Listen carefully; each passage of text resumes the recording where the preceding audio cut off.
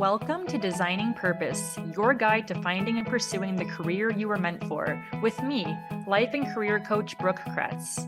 Want to know the scariest part about leaving your job? The unknowing of what's next. But what if it were possible to leave the job you hate and pursue something that feeds your soul while still meeting your financial goals? On Designing Purpose, I will guide you step by step to leave jobs that no longer serve you and connect to the career and life you were meant for. Join in for powerful stories, examples, and guidance to go from feeling stuck in the unknowing to confidently transitioning to your next career. The Designing Purpose show starts now. So let's imagine that you have two doors in front of you. Someone tells you that behind door number one is the assurance from people that you are enough, that you are so good at what you do, that you were always meant to be doing this work, that they don't know what they would do without you, and that people will always be so impressed by how exciting or important your job seems. The only problem is that it's locked. Another person tells you that behind door number two, there may be people giving you external feedback and praise, but that mostly it would be up to you to feel confident, satisfied, and content in who you are and what you do. This door is unlocked and ready to go through whenever you are. Which one do you think most of us would choose? I mean, door number one seems pretty exciting and sexy, right? We should be showing up to work every day with the undeniable feeling that we were where we're meant to be, that people adore us, that they are just blown away and wowed by what we do and offer, and that we are indispensable where we are. It's locked, no big deal. You can get through a locked door. You have the savviness and the resourcefulness to find a way to get through. It might take a little extra effort and might not feel the most natural, but it will be worth it in the end. So we start ramming ourselves into that door, taking a hammer to bust off the doorknob, picking the lock, and yet that door stays stubbornly shut. We feel like we're getting stuck and know that if we just give it some extra effort and use what's inside of us, we can get through. We begin showing up every day, ramming ourselves into the door some more, trusting that all we've ever wanted is just a few inches away. Some people we know walk right through door number two, but they're doing things the easy way. And besides, they're not getting much that way. Soon we are battered, bruised, sweaty, and exhausted, trying to knock down this door day after day. But now people have started watching us. We can't give up now. We have to get through that door. I mean, if we don't, then who even are we? One day, as you're throwing yourself into the door, you hear a grunting sound of wood against wood as the frame begins to budge and swing forward. You push again until the door is finally open. Oh my gosh, you did it! You knew you could do it. You always had it within you, even if you are exhausted, battered, and completely worn out. And let me tell you, what is on the other side of the door is amazing. You are bathed in the warm glow of validation, appreciation, and admiration from your boss, your team, your clients, and people you know as it radiates within you for about 5 seconds. Before you know it, you suddenly feel the door beneath you rotating and circling towards the left, turning you around and away from the admiration and praise and leading you back out to where you started. Wait, what? No, I got through this door. I did this. I'm done now. Before you know it, the door swings closed behind you and you are right back to where you started. Suddenly you recognize what the door really was. A revolving door. Oh, and it's locked again. Time to start barreling through. So listening to this story, you might be thinking, this is insane.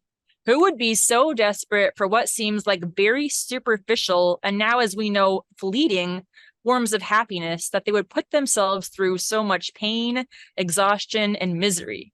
This is just so unrealistic and hyperbolic. No one would do this. Well, actually, there are a lot of us out there who either have or are currently doing this to themselves every day, if they're in jobs that aren't aligned with what they're meant to be doing, or are no longer in environments where they can be their full, true selves. And that's because even if we admit to ourselves that we are not aligned with our true purpose, like we did in episode 1, or that the reasons we are avoiding leaving our jobs are actually lies, like we did in episode 2, at this stage, our brains come in and we say, oh, it's actually me. And if I were just better, then I would be able to do my job well, feel satisfied and energized, and get that appreciation and feedback that I am valued and doing the right things. So we start devising all of these seemingly virtuous things that we can do to be better people in our jobs. Like, if I could just handle all the stress better and be able to catch and stay on top of every one of the hundreds of tasks I get thrown every day, then I would be better in my job. If I could just learn how to do every facet of my job perfectly with no errors or need to ask for help, then I would be better in my job. It's just me. I can just change and improve myself, and then this will all be okay, and I'll feel better. And let me be clear, of course, our attitudes and perspectives at work matter. We sometimes don't agree with decisions, don't think something should be done a certain way, or feel that someone else was unfairly promoted or given opportunities we were not. We do sometimes have to detach from the need to control things and bend them to our will, and understand that others have their reasons or ways of doing things differently, which are not bad or wrong. And I am not saying that when your situation at work is bad, we should just immediately blame the circumstances and not examine how we might be perceiving something. But what I am saying is that if you find yourself stuck in a bad job situation chronically or systemically, meaning you're not feeling good about 50% or more of the time, then you might be trying to assume what we will call a should version of yourself. Should selves are just that, the people we think we should be, the ones that we either think are expected of us or will generally really impress, wow, or allow us to gain approval from those around us. So to be clear, these are not better versions of ourselves, just different versions of ourselves. And they can actually be pretty dangerous. Let's go back to our example of the doors. Door number 1 was locked, but you were still trying to open it using your abilities. This is exactly how the should versions of ourselves work. We have the abilities to do well and gain approval at our jobs, but it doesn't mean they always come supernaturally or leave us feeling peaceful, content, and energized. Think of ourselves battering down that door. We were tired, exhausted, frustrated, impatient, run down because we were going against something and it didn't feel like us. We eventually made it through and experienced what we were looking for, validation from others, but it was fleeting and we swung right back around to break the door down again.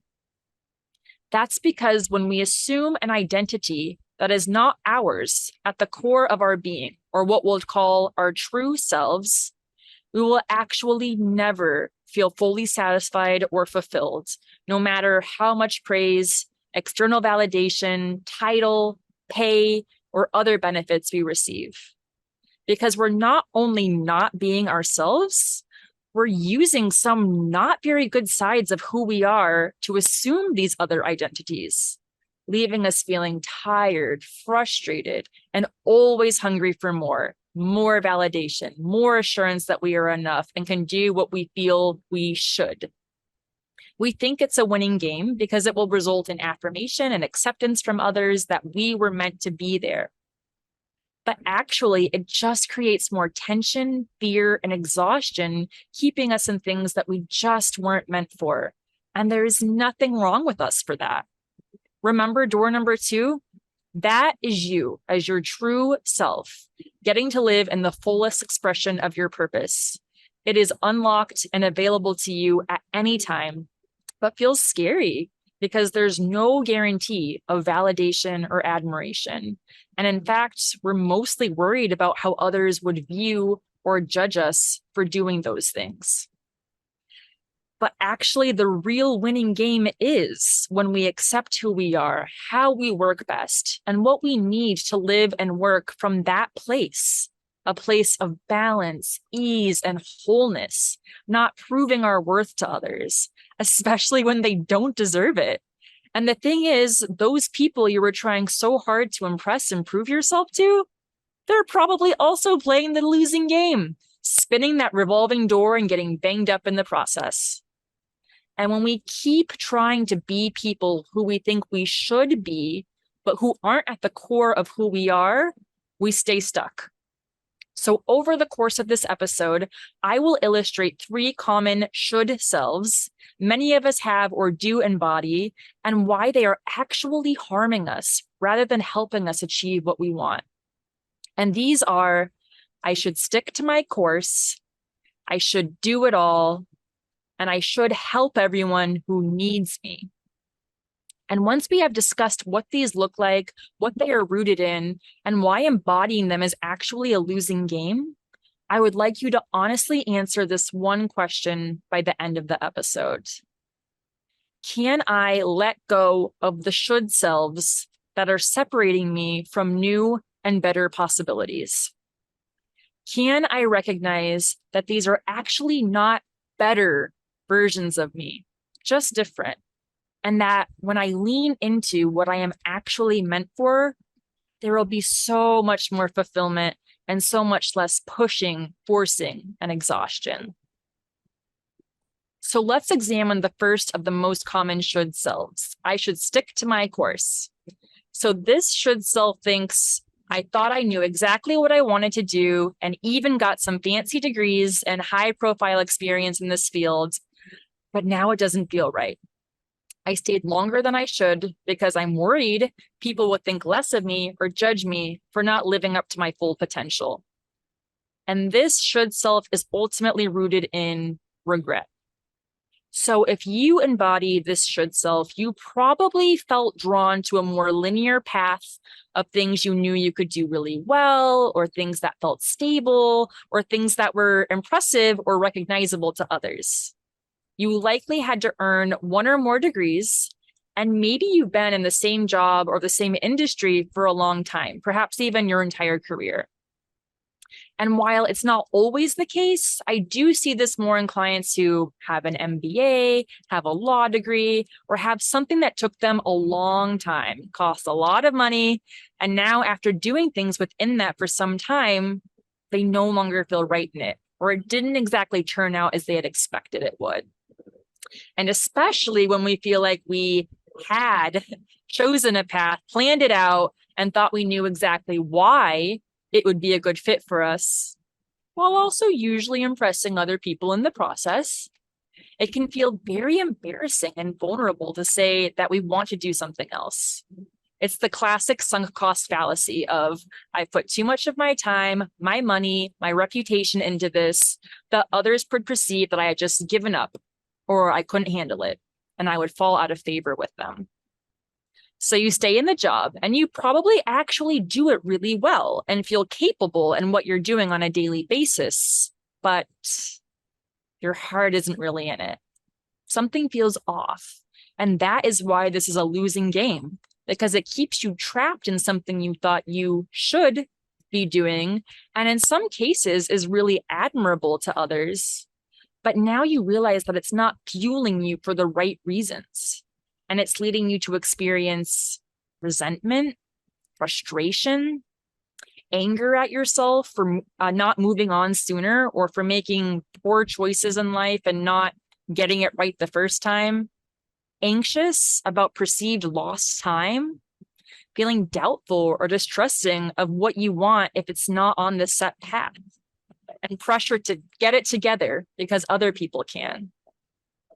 And the second layer of the losing game is that you are also likely worrying that other people will judge you for staying somewhere you maybe shouldn't for so long, and that they will question your abilities to do something different, worrying that others will think you aren't living up to your full potential if you're not using your big degrees or high profile experiences.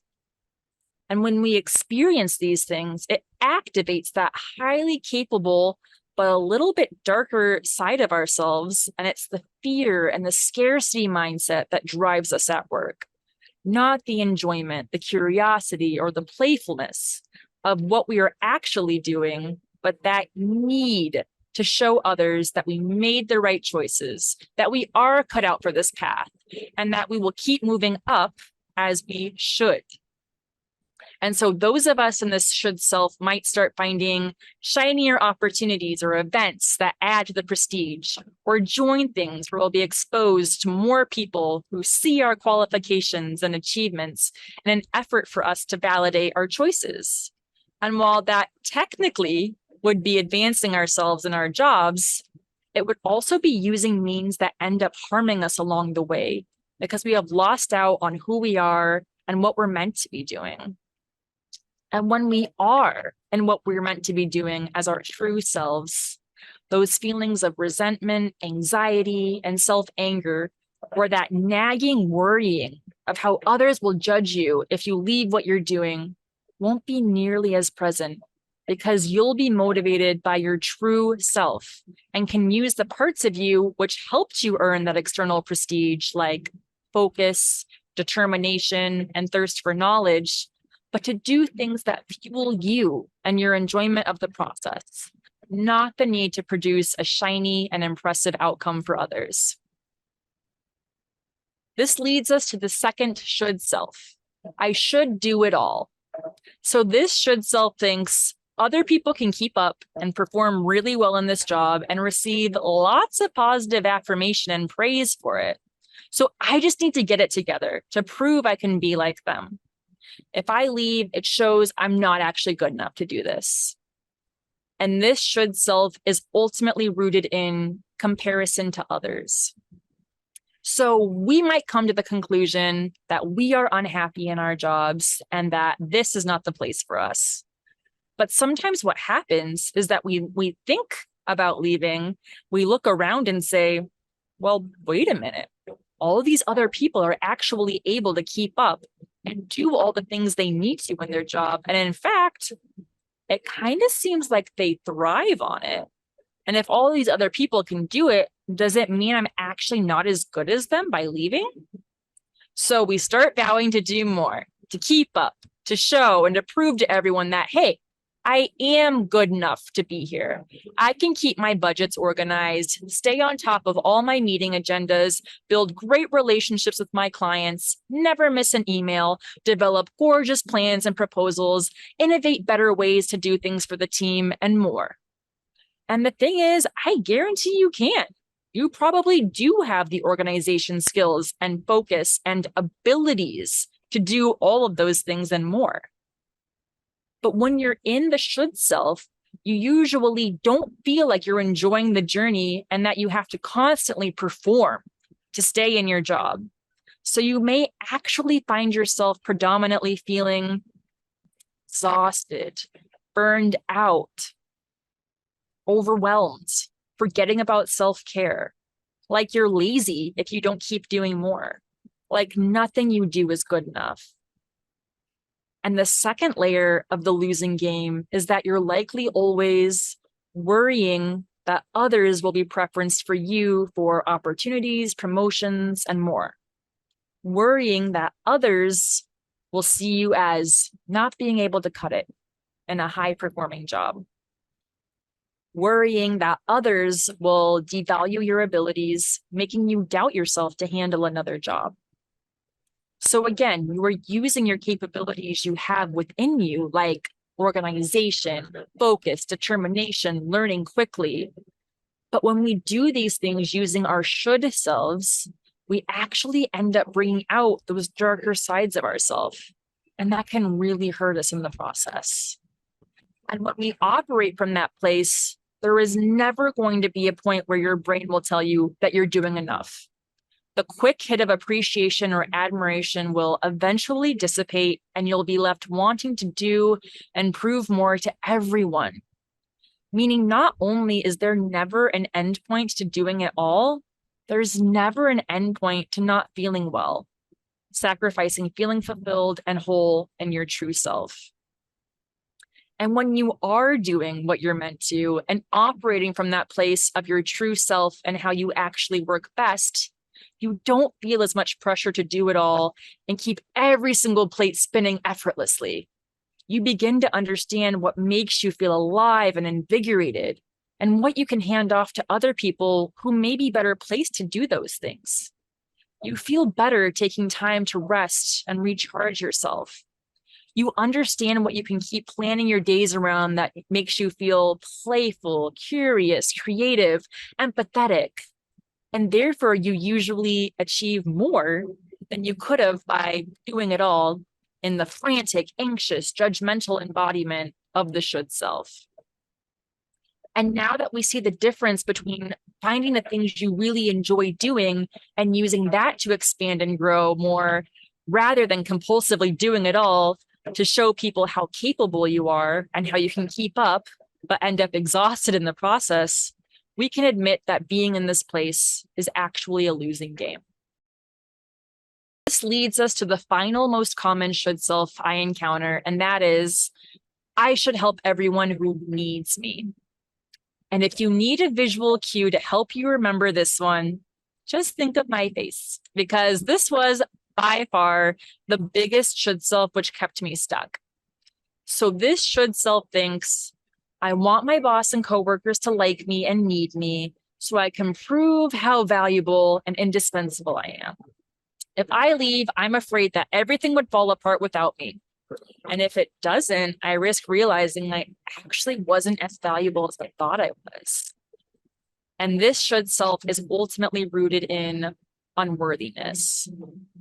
If you find yourself assuming this should self, you probably have always been a people-centered or heart-centered person. You may be in helping professions or in a role where you are working to directly benefit other people. And of course, there is a lot of benefit to serving others and helping to make their lives better and easier. But there is a line where this can become unhealthy, as it did for me.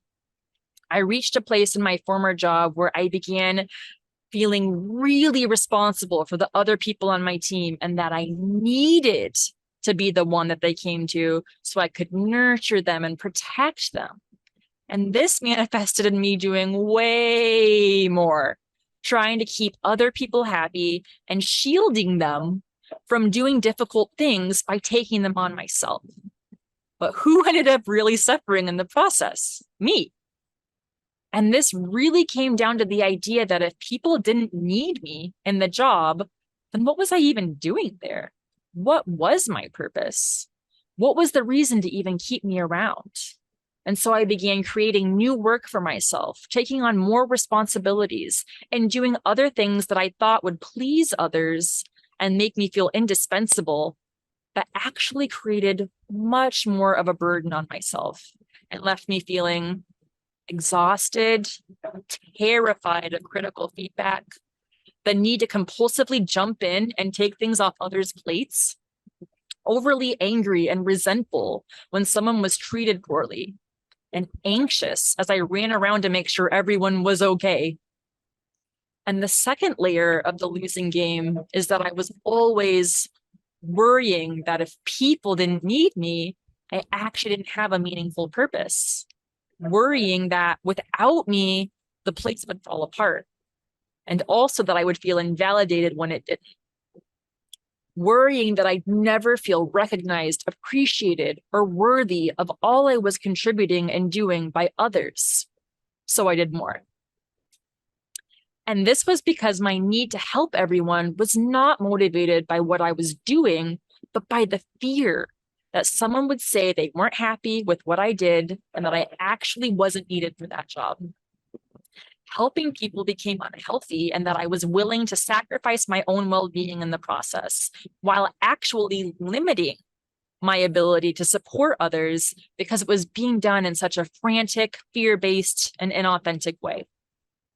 The irony is that today, in my role as a coach, which is entirely people-centered, I feel the ability to support people in a much healthier way through my true self, which isn't driven by the need for them to like me or to please them, because I'm working in ways which feel natural, energizing, and exciting for me. I don't feel the need to bend over backwards to do or protect anyone whom I work with. And I recognize that when my well is full, I can be a much better coach. If in case someone isn't happy with me or even wants to discontinue our coaching relationship, I can feel more at ease and confident in myself that it wasn't me not being good enough or doing enough to help them. It just wasn't a fit for us right now. And that's okay. And now that we see the difference between supporting people in healthy ways and needing them to see how much you do for them and gush about how they couldn't do it without you, we can admit that being in this place is a losing game. All of these examples show us that the more we let other people decide what we should be doing or feel pressure to be a certain way to gain approval, we don't actually get the gratification we think we will, but rather we'll usually end up feeling so much worse as we're achieving these things through the motivation of scarcity and fear, not of enjoyment, contentment, or satisfaction in ourselves and how we work best. When we consciously choose to leave that continuously losing game behind door number 1 and walk through door number 2, we will feel comfortable, content, and fulfilled through understanding how we work best, which environment is most suitable for us, and how we can best use our skills and talents, and so much more. We will stop contorting ourselves to the expectations, pressures, and approval of others, but do things in ways that feel good for us, that have us waking up in the morning feeling curious, creative, and energized for what's in store and how we can be who we were always meant to be. There may be no guarantees of external praise, glowing affirmation, or socially dictated prestige, but there will be something so much better.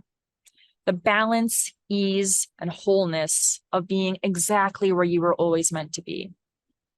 So let's go back to the question from the beginning of the episode. Can I let go of the should selves that are separating me from new and better possibilities? Can I release the pressure I place on myself to stay in a stable but respectable path I've invested a lot into, to not have to prove myself to others by doing it all, and to not have to please and protect everyone to feel worthy? And can I just be me, living in my true self instead? I know that amazing things are waiting for you when you are. In the coming episodes, we'll talk so much more about this, including unequivocally understanding when it's time to leave our jobs, how we can actually connect with our purpose and understand what we were meant to do, and how to break old ways of working, thinking, and being for ultimate fulfillment and whatever your true purpose is.